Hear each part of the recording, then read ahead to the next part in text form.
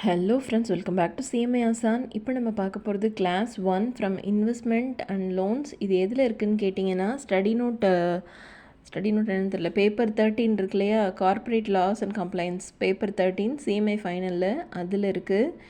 Second chapter அப்படின்னு நினைக்கிறேன். First chapter வந்து incorporation of companies and incidental matters. அது செகண்ட் அது கொஞ்சம் நல்லா லென்த்தாக டீப்பாக போகுது, அதனால் இது சின்னதாக இருக்கிறதுனால இதை முடிக்க ட்ரை பண்ணலாம்.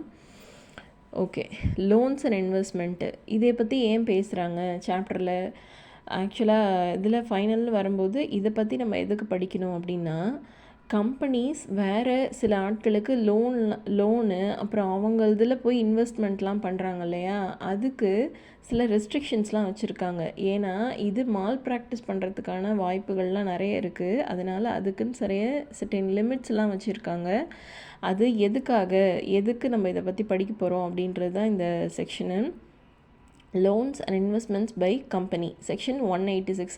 நான் இதில் போட்டிருக்க இந்த வீடியோ வந்து நான் நோட்ஸ் எழுதாமல் போட்டிருக்கேன். இதில் இருக்கிற ஃபாண்ட்டெல்லாம் உங்களுக்கு தெரியுதா அப்படின்னு சொல்லிட்டு யாராவது கமெண்ட் பண்ணுங்கள். ஃபாண்ட் சரியாக புரியுதா அப்படின்னு. நீங்கள் ஆல்வேஸ் நான் சொல்கிற இந்த நோட்ஸை வந்து ஸ்டடி மேட்டை பக்கத்தில் வச்சுட்டு அப்படியே மேட்ச் பண்ணுங்கள். Okay, loans and investment by company section 186 படி loans and investment by company என்ன சொல்கிறாங்க? Without prejudice to the provisions contained in the act. இந்த மாதிரி ஃப்ரேஸ் எல்லாம் நம்மளை போட்டு குழப்பறதுக்குனே கொடுப்பாங்க. வித்தவுட் ப்ரிஜுடிஸ்பாங்க, notwithstanding anything contrary to the provision of the act அப்படின்னு சொல்லுவாங்க. அதில் நீங்கள் போய் டிக்ஷனரியில் பார்த்தாலே உங்களுக்கு அர்த்தம் கிடச்சிரும். அதை சைடில் எழுதி வச்சுக்கிட்டு இதோட மேட்ச் பண்ணி படிக்க பாருங்கள். வித்தவுட் ப்ரிஜுடிஸ் டு த ப்ரொவிஷன்னா எந்த பாரபட்சமும் இல்லாமல் என்ன சொல்கிறாங்க அப்படின்னா, ஆக்டில் சொல்லியிருக்கபடி a company shall unless otherwise prescribed make investment through not more than 2 layers of investment companies. அதாவது ஒரு கம்பெனி அதற்கு மேலே 2 லேயருக்கு மேலே இருக்கிற இன்வெஸ்ட்மெண்ட் கம்பெனிஸில் இன்வெஸ்ட்மெண்ட் பண்ணக்கூடாது. அப்படின்னா என்ன அர்த்தம்? 2 லேயர்னால் முதல்ல என்ன அர்த்தம்? ஏபி அப்படின்னு ஒரு கம்பெனி இருக்குது. ஏ வந்து ஹோல்டிங் கம்பெனி, பிங்கிறது சப்சிடரி கம்பெனி. இது நான் ஹோல்டிங் சப்சிடரினா என்னென்னு ஏற்கனவே சொல்லியிருக்கேன். இந்த ஹோல்டிங் கம்பெனி இந்த சப்சிடரி கம்பெனியில் ஃபஸ்ட்டு இன்வெஸ்ட்மெண்ட் பண்ணியிருக்காங்க. இந்த சப்சிடரி கம்பெனி வேறு ஒரு சீன்ற ஒரு கம்பெனியில் போய் ஒரு இன்வெஸ்ட்மெண்ட் பண்ணுறாங்க. அதுவும் ஒரு சப்சிடரி கம்பெனி தான். அந்த சீன்ற கம்பெனி வேறு ஒரு கம்பெனியில் போய் இன்வெஸ்ட்மெண்ட் பண்ணுறாங்க. அப்படின்னா இந்த ஏன்ற கம்பெனிக்கு மோர் தென் 2 layers ஆஃப் இன்வெஸ்ட்மெண்ட் இருக்குது இல்லையா? அதாவது இது ஹோல்டிங் கம்பெனியாக இருக்கும்போது இதோட சப்சிடரி கம்பெனியும் இதுக்கு சப்சிடரி கம்பெனி தான். அதாவது பியோட சப்சிடரி கம்பெனியும் ஏக்கு சப்சிடரி கம்பெனி தான். ஏன்னா ஏ வந்து ஹோல்டிங் கம்பெனி இல்லையா? அப்போது ஏ மோர் தென் 2 layers சப்சிடரி கம்பெனி வைக்கக்கூடாது. அதாவது மோர் தென் 2 லேயர்ஸ்க்கு அவங்க இன்வெஸ்ட்மெண்ட் வந்து பண்ணக்கூடாது அப்படின்னு சொல்கிறாங்க. provided that the provisions of the subsection shall not affect. ஆனால் இந்த ப்ரொவிஷன் இருக்கு இல்லையா, இந்த மோர் தேன் 2 layers அப்படின்னு சொல்கிறது, அது இந்த மாதிரி ப்ரொவிஷனை அஃபெக்ட் பண்ணாது. இந்த மாதிரி இதை அஃபெக்ட் பண்ணாது. என்னென்னா, a company from acquiring any other company incorporated any country outside India and other company has investment subsidiary beyond 2 layers as per the laws of such country. அதாவது வெளிநாட்டில் அவுட் சைட் இந்தியாவில் incorporate பண்ணியிருக்க கம்பெனியில் போய் இவங்க investment பண்ணுறாங்க, இந்த holding company போய் இன்வெஸ்ட்மெண்ட் பண்ணுறாங்க, அவங்க வந்து மோர் தென் 2 layers சப்சிடரி கம்பெனி வச்சுருக்காங்க அப்படின்னா அதுக்கும் இதுக்கும் சம்மந்தம் கிடையாது. வெளிநாட்டில் போய் இன்வெஸ்ட்மெண்ட் பண்ணுறாங்கன்னா அதுக்கும் இதுக்கும் சம்மந்தம் கிடையாது. இந்தியாவை பொறுத்த வரைக்கும் மோர் தென் 2 layers வந்து வச்சுக்கக்கூடாது. A subsidiary company from having any investment subsidiary for the purpose of meeting the requirements of under the law. அதாவது ஒரு சப்சிடரி கம்பெனி இந்த லாவில் சொல்லப்பட்டிருக்க ரிக்குவயர்மெண்ட்ஸை மீட் பண்ணுறதுக்காக, இந்த லாவில் கொடுக்கப்பட்டிருக்க ரிக்குவயர்மெண்ட்ஸை மீட் பண்ணுறதுக்காக அவங்க சப்சிடரி கம்பெனி வச்சுருக்காங்க. ரூல்ஸு, ரெகுலேஷனு, லா இதெல்லாம் மீட் பண்ணுறதுக்காக வச்சுருக்காங்க அப்படின்னா இந்த ப்ரொவிஷன் வந்து செல்லாது. ஓகேவா? ஸோ ஃபஸ்ட்டு பாயிண்ட்டு, ஒரு கம்பெனி மோர் தென் 2 layers இன்வெஸ்ட்மெண்ட் சப்சிடரி வச்சுக்கக்கூடாது. ஆனால் அவுட் சைட் இந்தியாவில் போய் இன்வெஸ்ட்மெண்ட் பண்ணுறாங்க அப்படின்னா இந்த ப்ரொவிஷன் தேவை கிடையாது. லாவில் சொல்லப்பட்டிருக்க ரிக்குவயர்மெண்ட்ஸ் ஃபுல்ஃபில் பண்ணுறதுக்காக வச்சுருக்காங்கன்னா இந்த ப்ரொவிஷன் தேவை கிடையாது. ஓகே, ஃபஸ்ட் பாயிண்ட் முடிஞ்சுது. Next, no company. இதுதான் ப்ராக்டிக்கலாக உங்களுக்கு அப்ளை ஆகிற provision. No company shall directly or indirectly give any loan to any person or body corporate. எந்த ஒரு கம்பெனியும் டைரெக்டாகவோ இன்டைரக்டாகவோ ஒரு கம்பெனிக்கு இல்லை பாடி கார்பரேட்டுக்கு லோன் கொடுக்கக்கூடாது. Next, guarantee provide security in connection with the body corporate or a person. அந்த person அல்லது பாடி கார்ப்பரேட் ஃபஸ்ட்டு சொல்லியிருக்காங்க இல்லையா, அவங்க சம்மந்தப்பட்ட எந்த ஒரு கம்பெனிக்கும் கேரண்டியோ செக்யூரிட்டியோ கொடுக்கக்கூடாது. கேரண்டினா என்னது, நான் வந்து இவங்க இந்த மாதிரி பணம் கொடுக்கலன்னா நான் அவங்களுக்கு பணம் கொடுக்குறேன் அப்படின்னு சொல்லிட்டு போய் கேரண்டி கொடுக்குறது. செக்யூரிட்டினா அவங்களோட சொத்துக்களை வந்து இப்போ லோன் கொடுக்கணுன்னா கண்டிப்பாக செக்யூரிட்டின்னு ஒன்று கேட்பாங்க இல்லையா பேங்க்கில். அதாவது இந்த கட்டும்படியாக போகும் பட்சத்தில் அந்த லோனை இவங்க வேறு ஏதாவது ஒரு அசட் பேக்கப் வச்சுருப்பாங்க, அதை கொண்டு போய் ரியலைஸ் பண்ணி அந்த லோனை வந்து க்ளோஸ் பண்ணிடுவாங்க. இந்த மாதிரி ஒரு செக்யூரிட்டியோ கேரண்டியோ கொடுக்கக்கூடாது. முதல்ல லோன் கொடுக்கக்கூடாது to any person or body corporate. இல்லைனா கேரண்டியோ செக்யூரிட்டியோ கொடுக்கக்கூடாது அந்த பாடி கார்ப்பரேட்டுக்கும் பர்சனுக்கும் சம்மந்தப்பட்ட ஆட்களுக்கு வந்து சம்மந்தப்பட்டிருந்தால் அவங்களுக்கு கேரண்டியோ செக்யூரிட்டியோ கொடுக்கக்கூடாது. Acquire by way of subscription, இதுதான் முக்கியமான point. Acquire by way of subscription, purchase or otherwise the securities of any body corporate. அதாவது ஒரு கம்பெனி இல்லது பாடி கார்ப்பரேட்டில் இருக்கிற ஷேர்ஸை போய் அக்வயர் பண்ணக்கூடாது, சப்ஸ்கிரைப் பண்ணக்கூடாது, இல்லை பர்ச்சேஸ் பண்ணக்கூடாது. more than exceeding 60% of its paid up capital, free reserve, securities premium and debit or credit balance of P&L account. 4 item நல்லா ஞாபகம் வச்சுக்கோங்க. First paid up share capital, அதுக்கப்புறம் ஃப்ரீ ரிசர்வ்ஸ், அதுக்கப்புறம் debit balance of P&L. அதாவது P&L வந்து லாஸாக இருக்கலாம் ப்ராஃபிட்டாக இருக்கலாம், ரெண்டும் சேர்த்தது. இதை எப்படியும் ரிசர்வோட தானே ஆட் பண்ணுவாங்க. ஸோ அந்த இது அப்புறமேட்டுக்கு செக்யூரிட்டிஸ் ப்ரீமியம் அக்கௌண்ட், இந்த 4ஐயும் நீங்கள் ஆட் பண்ணிங்கன்னா உங்களோட அந்த பர்ச்சேஸ் இருக்கு இல்லையா, நீங்கள் பர்ச்சேஸ் பண்ணுற அந்த அமௌண்ட்டு, இந்த 4தோட சம்மேஷனை 60% போட்டிங்கன்னா அதுக்கு எக்ஸீட் ஆகக்கூடாது. இன்னொரு வாட்டி சொல்கிறேன், நீங்கள் பர்ச்சேஸ் பண்ணுற அமௌண்ட்டு 60% ஆஃப் இந்த சம்மேஷனை எக்ஸீட் ஆகக்கூடாது. இன்னொன்று சொல்கிறாங்க பாருங்கள், or 100% of its free reserves and securities premium account which ever is more. அதாவது ஃபஸ்ட்டு 4 சொன்ன அமௌண்ட்டு அல்லது இந்த வெறும் ஃப்ரீ ரிசர்வ்ஸும் செக்யூரிட்டிஸ் ப்ரீமியம் மட்டுமே 100% இருந்துச்சுன்னு வச்சுக்கோங்களேன். இது ரெண்டையும் ஃபஸ்ட்டு நீங்கள் எப்படி சம்மில் போடுவீங்கன்னா, இந்த 4த்தையும் முதல்ல ஆட் பண்ணி, நான் முதல்ல சொன்னேன் இல்லையா, paid up share capital, free reserve, securities premium, debit or credit balance of P&L account, இது 4ஐயும் ஆட் பண்ணி 60% முதல்ல கண்டுபிடிச்சி வச்சுக்கோங்க. அதுக்கப்புறம் free reserves and securities premium, இது ரெண்டையும் ஆட் பண்ணி 100% கண்டுபிடிச்சி வச்சுக்கோங்க. அது ரெண்டும் 100%னா அது ஆக்சுவல் டோட்டல் அமௌண்ட் தான். ஸோ இந்த 60%யும் 100%யும் கம்பேர் பண்ணி விச் எவர் இஸ் ஹையர் அப்படின்னு பாருங்கள். அந்த ஹையர் அமௌண்ட்டை நீங்கள் பண்ணுற அந்த பர்ச்சேஸ் ஆர் சப்ஸ்கிரிப்ஷன் அமௌண்ட் வந்து எக்ஸிட் ஆகக்கூடாது. ஓகேவா? Next, where the giving of any loan or guarantee or providing any security exceeds the limit specified in the subsection. Okay, ஒருவேளை நீங்கள் பண்ணுற அந்த அக்விசிஷனோ இல்லை சப்ஸ்கிரிப்ஷனோ இந்த நான் சொன்னேன் இல்லையா 60% 100% லிமிட், அதோட ஹையர் எது எடுக்கணும்னு, ஒருவேளை இந்த லிமிட் அது எக்ஸீட் ஆகிடுச்சுன்னு வச்சுக்கோங்க, நீங்கள் பண்ணுற பர்ச்சேஸோ சப்ஸ்கிரிப்ஷனோ, உங்கள் ஜென்ரல் மீட்டிங்கில் போய் ஸ்பெஷல் ரெசல்யூஷன் வாங்கணும். ஸ்பெஷல் ரெசல்யூஷன்னா என்ன, மோர் தென் 3/3 இல்லைனா ஆக்சுவலாக இந்த 75% ஆஃப் ஷேர் ஹோல்டர்ஸ்டேருந்து நீங்கள் வந்து இது ஓகே இதை பண்ணலாம் அப்படின்னு சொல்லிட்டு அப்ரூவல் வாங்கிக்கணும், ஃபேவராக அப்ரூவல் வாங்கிக்கணும். The company shall disclose to the members in the financial statement full particulars of the investment made, guarantee provided, security provided, proposed to be utilized by the recipient of the loan guarantee. அந்த company அவங்களோட general மீட்டிங்கில் போய் மெம்பர்ஸ்ட்டை வந்து கண்டிப்பாக சொல்லணும், இந்த மாதிரி நாங்கள் இந்த இன்வெஸ்ட்மெண்ட்லாம் பண்ணியிருக்கோம், இவ்வளோ இன்வெஸ்ட்மெண்ட் பண்ணியிருக்கோம், கேரண்டி கொடுத்துருக்கோம், லோன் கொடுத்துருக்கோம், செக்யூரிட்டி கொடுத்துருக்கோம்.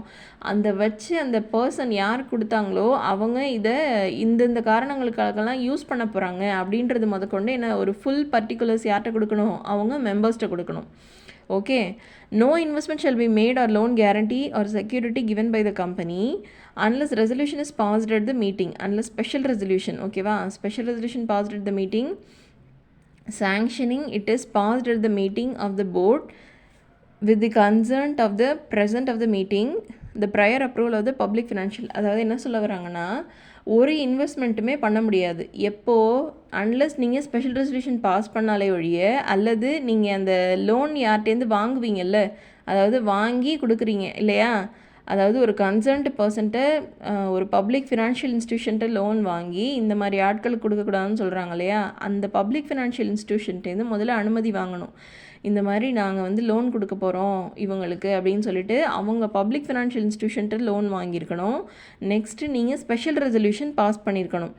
யார்கிட்ட, இந்த மாதிரி ஜென்ரல் மீட்டிங்கில் நாங்கள் இந்த மாதிரி இன்வெஸ்ட்மெண்ட்லாம் பண்ண போகிறோம் அப்படின்னு சொல்லிட்டு ஸ்பெஷல் ரெசல்யூஷன் பாஸ் பண்ணியிருக்கணும். ஓகேவா? அந்த provided that prior approval of public financial institution shall not be required where the loans and investment.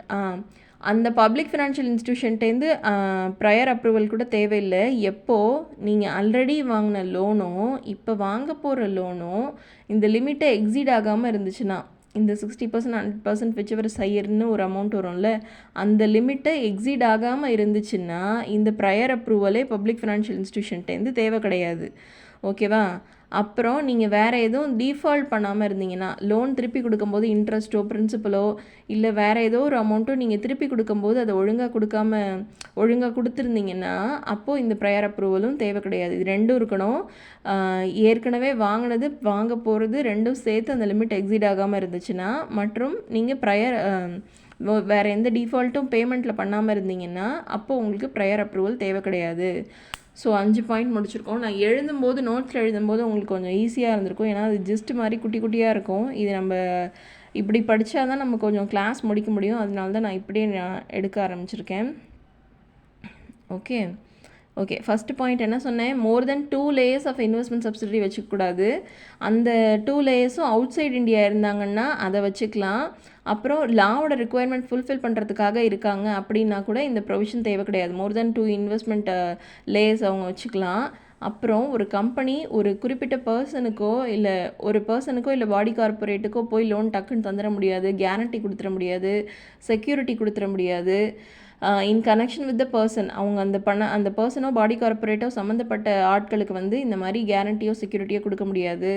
அப்புறம் ஒரு கம்பெனி போய் இன்னொரு கம்பெனியில் வந்து பர்ச்சேஸ் பண்ண முடியாது. என்னது? ஷேர்ஸ் எல்லாம் பர்ச்சேஸ் பண்ண முடியாது. மோர் தென் அவங்க பர்ச்சேஸ் பண்ணுற அமௌண்ட் இருக்கு இல்லையா, அது 60% of paid up share capital, free reserve, securities premium, debit or credit balance of P&L account, இந்த 4 60%, இந்த 4 சம்மேஷன் இருக்கும் இல்லையா, அதோட 60% அல்லது free reserves and securities premium account இதோட 100%, விச்எவர் இஸ் ஹையர் பார்த்துட்டு இது ஒரு அமௌண்ட் வரும் இல்லையா, இவங்க பர்ச்சேஸ் பண்ணுற அமௌண்ட் வந்து இந்த அமௌண்ட்டை எக்ஸீட் ஆகக்கூடாது. ஆனால் எக்ஸீட் ஆகலாம். எப்போ ஆகலான்னா அவங்க அந்த ஜென்ரல் மீட்டிங்லேருந்து ஸ்பெஷல் ரெசல்யூஷன் எப்போ கொண்டு வராங்களோ அப்போ கொண்டு வரலாம். இது 3rd பாயிண்ட்டு. அப்புறம் இவங்க இந்த மாதிரி லோன் வாங்குறாங்க அப்படின்னு சொல்லிட்டு அவங்க அந்த மெம்பர்ஸ் கிட்ட போய், அது வாங்க போகிறது வந்து கம்பெனி மேனேஜ்மெண்ட் வாங்க போகிறாங்க. ஸோ அவங்க மெம்பர்ஸ்கிட்ட போய் இந்த மாதிரிலாம் நாங்கள் லோன் கொடுத்துருக்கோம், இன்வெஸ்ட்மெண்ட் பண்ணி வச்சுருக்கோம், கேரண்டி செக்யூரிட்டிலாம் கொடுத்துருக்கோன்ட்டு அவங்க மெம்பர்ஸ்கிட்ட ஜென்ரல் மீட்டிங்கில் போய் இந்த மாதிரி ஃபுல் பர்டிகுலர்ஸையும் அவங்கள்ட்ட கொடுத்துடணும். மற்றும் வேறு என்ன சொல்லணும்? இந்த லோனை அவங்க எதுக்காக யூஸ் பண்ண போகிறாங்க அப்படின்னும் சொல்லிவிட்டு ஒரு ஃபுல் பர்டிகுலர்ஸ் கொடுக்கணும்.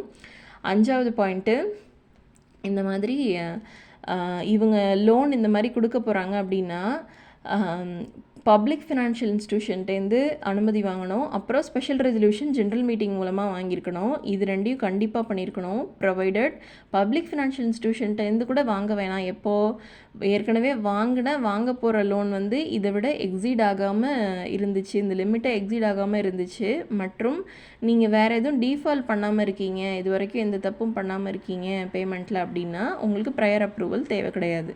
ஸோ 5 பாயிண்ட் ரொம்பவே ஈஸியான பாயிண்ட். அடிக்கடி ப்ராக்டிக்கல் பாயிண்ட் ஆஃப் வியூவில் கொஷின் கேட்குற பாயிண்ட். எது கேட்பாங்கன்னா, இந்த லிமிட் இருக்கு இல்லையா, 60% ஆஃப் பெய்டப் ஷேர் கேபிட்டல், இதை வச்சு சம்மு கேட்பாங்க. உங்களுக்கு வந்து paid-up share capital, free reserves இதெல்லாம் கொடுத்துருவாங்க. இதெல்லாம் கொடுத்துட்டு இவங்களால் லோன் கொடுக்க முடியாதா? ஏன்னா இந்த லிமிட் வந்து எக்ஸீட் ஆகலைன்னா லோன் கொடுக்கலாம் இல்லையா, லிமிட் எக்ஸீட் ஆகுதா அப்படின்னு சொல்லிட்டு உங்களை செக் பண்ணுறதுக்காக அது ஒரு சம் மாதிரி கேட்பாங்க. அடிக்கடி கேட்டுக்கிட்டு இருந்த கொஷின் தான் இது. இல்லைனா 1 வேர்டில் கூட இதை கேட்கலாம். ஓகேவா? அப்புறம் வந்து ப்ரையர் அப்ரூவல் வாங்கலாமா வாங்க வேணாமா, இந்த ஸ்பெஷல் ரெசல்யூஷன் பாஸ் பண்ணணுமா ஆர்டினரி ரெசல்யூஷன் பாஸ் பண்ணணுமா, இதெல்லாம் 1 வேர்டில் கேட்பாங்க. ஸோ நீங்கள் இதெல்லாம் படிக்க வேண்டிய கொஷின். ஸோ ஃபஸ்ட்டு 5 பாயிண்ட்ஸில் நான் இந்த பாயிண்ட் ரொம்ப முக்கியமாக சொல்லியிருக்கேன். இது ஒரு 2 ஸ்டார் கொடுக்கலாம். Next, no company who is registered under section 12 of the Securities Exchange Board of India Act and covered under such class of companies as may prescribed shall take intercorporate loan or deposit exceeding the prescribed limit, and such company shall furnish in such financial statement the details of loans and deposits. அதாவது SEBI act மூலமாக register பண்ணியிருக்கிற company, SEBI மூலமாக சில கம்பெனிஸ்லாம் கீழே வரும் இல்லையா, அந்த இதில் ரிஜிஸ்டர் பண்ணியிருக்கிற எந்த கம்பெனியும் இந்த மாதிரி இன்டர் கார்பரேட் லோனோ இல்லை கேரண்டி செக்யூரிட்டி கொடுக்குற வேலை, இந்த மாதிரி லிமிட்டை எக்ஸீட் பண்ணுற மாதிரி கொடுக்குற வேலைலாம் வச்சுக்கக்கூடாது.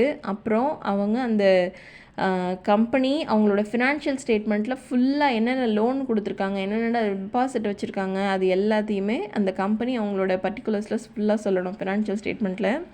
No company shall given under the section at a rate of interest lower than the prevailing yield of the year 3-year, 5-year or 10-year government security closest to the tenure of the loan. அதாவது எந்த ஒரு கம்பெனியுமே T-bills government செக்யூரிட்டின்னு சொல்லக்கூடிய அந்த செக்யூரிட்டிஸ்லாம் இருக்குல்லையே, அதெல்லாம் risk free securities, அதோட rate of risk வந்து 0 அப்படின்னு சொல்லுவாங்க. அந்த மாதிரி செக்யூரிட்டி கொடுக்கக்கூடிய இன்ட்ரெஸ்ட்டை விட கம்மியான இன்ட்ரெஸ்ட்டில் கொடுக்கக்கூடாது. ஏன்னா கம்மியாக கொடுத்தாங்கன்னா அவங்க யார், அவங்களுக்கு தெரிஞ்ச ஆளுங்களுக்கு அந்த மாதிரி தானே கொடுப்பாங்க. அப்போது கம்மியாக கொடுத்தா இவங்களுக்கும் நட்டம் ஏற்படும் இல்லையா. ஸோ இது வந்து மெம்பர்ஸோட இன்ட்ரெஸ்ட்டை பாதிக்கும். அதனால் எந்த ஒரு கம்பெனியுமே T-bills சொல்லியிருக்கக்கூடிய அந்த interest 1 year, 3 year, 5 year rate of இன்ட்ரெஸ்ட்டுன்னு அவங்க வச்சுருப்பாங்கல்ல கவர்மெண்ட் செக்யூரிட்டிக்கு, அந்த இன்ட்ரெஸ்ட்டை விட கம்மியான இன்ட்ரெஸ்ட்டுக்கு லோனோ இந்த மாதிரி கேரண்டி செக்யூரிட்டி கொடுக்குற வேலைலாம் வச்சுக்கூடாது. Next, no company which is in default in the repayment of deposits accepted before or after the commencement of the act or in payment of interest thereon shall give any loan guarantee, provide security or make acquisition. இந்த மாதிரி பேமெண்ட்டில் தப்பு பண்ணியிருக்காங்க, ஏற்கனவே வாங்கின லோனுக்கு டெபாசிட்டுக்கு இன்ட்ரெஸ்ட்லாம் சரியாக கட்டாமல், EMI சரியாக கட்டாமல் இந்த மாதிரி தப்பு பண்ணி வச்சுருக்காங்க அப்படின்னா அவங்களுக்கு வந்து இந்த மாதிரி லோனோ கேரண்டியோ மறுபடியும் கொடுக்கக்கூடாது. Next, every company giving loan are giving guarantee or providing security are making acquisition under the section shall keep a register which shall contain all the particulars and shall be maintained in manner. இந்த மாதிரி loan கொடுத்தா கண்டிப்பாக அதை பற்றின register ஒன்று கண்டிப்பாக maintain பண்ணோம். The register referred to in subsection shall kept at the registered office of the company and shall be open to inspection at such office. Extracts may be taken there from any member and copies. Okay, இந்த மாதிரி register ஒன்று வச்சுருக்காங்கன்னு வச்சுக்கோங்க, இவங்களுக்குலாம் loan கொடுத்துருக்கோம் அப்படின்னு சொல்லிட்டு அந்த ரிஜிஸ்டர் ஆஃபீஸில் வைக்கணும் ஒர்க்கிங் ஹவர்ஸில். அப்புறம் யார் வேணால் இன்ஸ்பெக்ஷனுக்கு அது திறந்து என்னென்னலாம் கொடுத்துருக்காங்கன்னு பார்க்குற அளவுக்கு அந்த எல்லாரோட ஆக்சஸுக்கும் ஏற்ற மாதிரி அதை இன்ஸ்பெக்ஷனுக்கு வைக்கணும். அதை இன்ஸ்பெக்ட் பண்ணுறவங்க வந்து அதுலேருந்து காப்பீஸ் கூட எடுத்துகிட்டு போகலாம். Extracts may be taken from by any member. எந்த மெம்பர் வேணால் அதுலேருந்து காப்பியோ எக்ஸ்ட்ராக்டோ எடுத்துகிட்டு போகலாம். ஓகே, அதுக்காக சர்டன் ஃபீஸ் வந்து கொடுக்கணும். ஓகேவா, இந்த மாதிரி எனக்கு இது தேவை அப்படின்னு சொல்லிட்டு அது கன்சர்ன்ட் ஆள்கிட்ட போய் இந்த மாதிரி ஃபீஸ் கொடுத்து அதுக்கான காப்பீஸ் அதெல்லாம் எடுத்துகிட்டு போகலாம். Okay, next, nothing contain the section accept subsection 1. Okay, நான் ஒரு 5 பாயிண்ட்டாக சேர்த்து ஜஸ்ட்டு சொல்கிறேன். ஸோஃபார் அவங்களுக்கு அதனால் படிக்க கொஞ்சம் ஈஸியாக இருக்கும். Nothing contained in this section except subsection 1 shall apply to loan made, guarantee given, security provided by a banking company or insurance company or housing finance company in the ordinary course of business of a company engaged in the finance of industrial establishment. ஓகேவா, இந்த மாதிரி loan கொடுக்கக்கூடாதுன்னு சொல்லிட்டு இருக்காங்கல்ல, இந்த மாதிரி provision யாருக்கெல்லாம் apply ஆகாது, அதையே ஒரு முழு நேர வேலையாக பண்ணுறவங்களுக்கு அப்ளை ஆகாது. யார் அந்த வேலையை பண்ணுறவங்க, banking company, insurance company, housing finance company இந்த மாதிரிலாம் பண்ணிகிட்டு இருக்காங்க இல்லையா, அவங்களுக்கு இந்த ப்ரொவிஷன் ஒத்தே போகாது. ஏன்னா அவங்க கண்டிப்பாக லோன் கொடுத்தே ஆகணும். ஸோ அவங்களுக்கு இந்த பாயிண்ட்ஸ்லாம் தேவை கிடையாது. To any investment made by an investment company, subscription to right issue by NBFC na non-banking financial company, made by a company whose principal business is the acquisition of securities or shares allotted in pursuance of clause A of subsection 1 of section 62. அதாவது இந்த மாதிரி banking company இவங்களுக்குலாம் அது ஒத்து போகாது. அல்லது investment company அப்படின்னு ஒன்று இருக்காங்க. இது வந்து சர்ஃபாசி ஆக்ட் படிக்கும்போது நம்ம இன்வெஸ்ட்மெண்ட் கம்பெனினா என்னென்னு பார்க்கலாம். இன்வெஸ்ட்மெண்ட் கம்பெனினா அந்த மாதிரி இன்வெஸ்ட்மெண்ட் பண்ணுறதே ஒரு வேலையாக வச்சுருக்கிறவங்க, அந்த மாதிரி பர்ச்சேஸ் பண்ணுறதே செக்யூரிட்டிஸை பர்ச்சேஸ் பண்ணுறதே ஒரு வேலையாக வச்சுருக்கவங்க. நான் பேங்கிங் ஃபினான்ஷியல் கம்பெனி, அதாவது பேங்கிங் அல்லாத வேறு என்னென்ன ஃபினான்ஷியல் ஆக்டிவிட்டீஸ்லாம் பார்க்க முடியும் அந்த மாதிரியான ஒரு கம்பெனி, இவங்களுக்கெல்லாம் இந்த ப்ரொவிஷன் அப்ளை ஆகாது. ஓகேவா, ஃபஸ்ட் என்ன சொன்னேன், banking company, financial company, insurance company, housing finance company, இவங்க 3 பேர். அதுக்கப்புறம் investment company, non banking financial company, company whose prime principals businesses acquisition of securities, இவங்களுக்கெல்லாம் யாருக்கு இந்த ப்ரொவிஷன் அப்ளை ஆகாது. ஓகே, சோஃபார் 5 பாயிண்ட் வந்துருச்சா? 1 2 3 4 5 6 6 பாயிண்ட் வந்திருக்கு. ஸோ இது ஜஸ்ட்டு ரொம்ப குயிக்காக பார்த்து முடிச்சிடலாம். அதாவது செபிக்கு கீழே ரிஜிஸ்டர் பண்ணியிருக்க கம்பெனி கண்டிப்பாக இந்த மாதிரி லோன்லாம் கொடுக்கக்கூடாது. No loan shall be given under the இந்த மாதிரி டி பில்ஸ் இருக்கு இல்லையா, government securities 1 year 3 year 5 year அப்படின்னு சொல்லிட்டு அவங்களுக்கு கொடுக்கக்கூடிய அந்த இன்ட்ரெஸ்ட்டுக்கு கம்மியாக இவங்க கொடுக்கக்கூடாது. அப்புறம் ஏற்கனவே இந்த மாதிரி டிஃபால்ட் பண்ணி வச்சுருக்காங்க, தப்பு பண்ணியிருக்காங்க இன்ட்ரெஸ்ட்டு பேமெண்ட் கொடுக்குறது, இன்ட்ரெஸ்ட்டு பேமெண்ட் கொடுக்குறதுல அவங்க இந்த மாதிரி லோன்லாம் கொடுக்கக்கூடாது. லோனு இந்த மாதிரி இன்ட்ரெஸ்ட்டு லோனு இந்த மாதிரி கேரண்டி செக்யூரிட்டிலாம் கொடுத்தா அதை பற்றின ஒரு கம்ப்ளீட் ரிஜிஸ்டர் ஆஃபீஸில் வச்சுருக்கணும். இன்ஸ்பெக்ஷனுக்காக, மெம்பர்ஸோட இன்ஸ்பெக்ஷனுக்காக கண்டிப்பாக வச்சுருக்கணும். மெம்பர்ஸ் அதுலேருந்து எந்த விதமான காப்பீஸோ எக்ஸ்ட்ராக்டோ எடுத்துகிட்டு போகலாம் by on payment of such fees. ஓகேவா? அப்புறம் இந்த மாதிரி ப்ரொவிஷன் யாருக்கெல்லாம் அப்ளை ஆகாது? பேங்கிங் கம்பெனிக்கு, இன்சூரன்ஸ் கம்பெனிக்கு, ஹவுசிங் ஃபினான்ஸ் கம்பெனிக்கு, அதுக்கப்புறம் நான் பேங்கிங் ஃபினான்ஷியல் கம்பெனிக்கு, இன்வெஸ்ட்மெண்ட் கம்பெனிக்கு, company whose primary businesses lending, இந்த மாதிரி பர்ச்சேஸ் ஆஃப் செக்யூரிட்டிஸ், இதை ஒரு வேலையாக வச்சுருக்கிறவங்க இந்த மாதிரிக்கான கம்பெனிகளுக்கெல்லாம் இது ஒத்து போகாது இந்த provision. Next, the central government may make rules for the purpose of section okay பண்ணிக்கிட்டோம். if a company contravenes the provisions of this section, ஒருவேளை இந்த கம்பெனி இந்த மாதிரியான ப்ரொவிஷன்லாம் தப்பாக பண்ணி வச்சுருக்காங்க, கான்ட்ரவின் மீறிட்டாங்க அப்படின்னா the company shall be punishable with a fine which shall not be less than 25,000 rupees. ரொம்ப ரொம்ப ரொம்ப முக்கியமான one word. shall be punishable with the fine which will not be less than 25,000 rupees but may extend to 5 lakh rupees, and every officer who is in default shall be punishable with the imprisonment for a term which may extend to 2 years with a fine which will not be 25,000 rupees but may extend to 1 lakh rupees. Okay, கம்பெனிக்கு 25,000லேருந்து 5 lakh வரைக்கும் அந்த fine, அதாவது 25,000 வரைக்கும் இதை extend கூட பண்ணுவாங்க. 5 லட்சம் வரைக்கும் கூட அந்த கம்பெனிக்கு ஃபைன் போடுவாங்க. சம்மந்தப்பட்ட ஆஃபீஸர்லாம் இருக்காங்க இல்லையா, கம்பெனி டேரெக்டாக போய் தப்பு பண்ண போகக்கூடாது. அதில் இருக்கிற மேனேஜ்மெண்ட் ஆட்கள் தான் இந்த மாதிரி பண்ணுவாங்க. ஸோ அதில் இருக்கிற அந்த ஆட்கள் யாரெல்லாம் அவங்க பனிஷபிளோ அவங்களுக்கு இம்ப்ரிசன்மெண்ட்டு, ஜெயிலில் கூட போடுவாங்க. ஜெயிலில் போட்டு எவ்வளோ நாளைக்கு போடுவாங்கன்னா 2 வருஷம் கூட ஜெயில் போடுவாங்க. இந்த ஜெயிலு ப்ளஸ் ஃபைனும் போடுவாங்க. ஃபைன் எவ்வளவு? 25,000லேருந்து இதுவும் 1 lakh வரைக்கும் கூட போகும். ஓகேவா? ஃபஸ்ட்டுக்கு கம்பெனிக்கு 25,000 to 5 lakh, இவங்களுக்கு ஜெயிலு 2 years ப்ளஸ் இது ஃபைன் 25,000 to 1 lakh. ஓகேவா? இதுதான் லிமிட்டு. ஓகே, ஃபஸ்ட்டு ப்ரொவிஷன் இப்போ நம்ம தாராளமாக முடிச்சாச்சு. இந்த மாதிரியான கிளாஸ் யாருக்கெல்லாம் யூஸ்ஃபுல்லாக இருக்குதுன்னு முதல்ல சொல்லுங்கள். ஏன்னா இது கொஞ்சம் கஷ்டமாக இருக்குன்னா நம்ம வேறு ஏதாவது பார்க்குறதுக்கு கொஞ்சம் ஈஸியாக இருக்கும். நோட்ஸ் நான் ஒவ்வொருத்துக்கும் எழுதிட்டு இருந்தேன்னா டிசம்பருக்குள்ளே நீங்கள் உங்களுக்கு எக்ஸாமுக்குள்ளே இதை கொஞ்சம் முடிக்கிறதும் கஷ்டமாக இருக்கும். ஓகேவா? அதனால் எப்போவுமே நான் இந்த கிளாஸ் ஸ்டடி மேட்டோட பக்கத்தில் வச்சுக்கிட்டு இதை மேட்ச் பண்ண பாருங்கள்.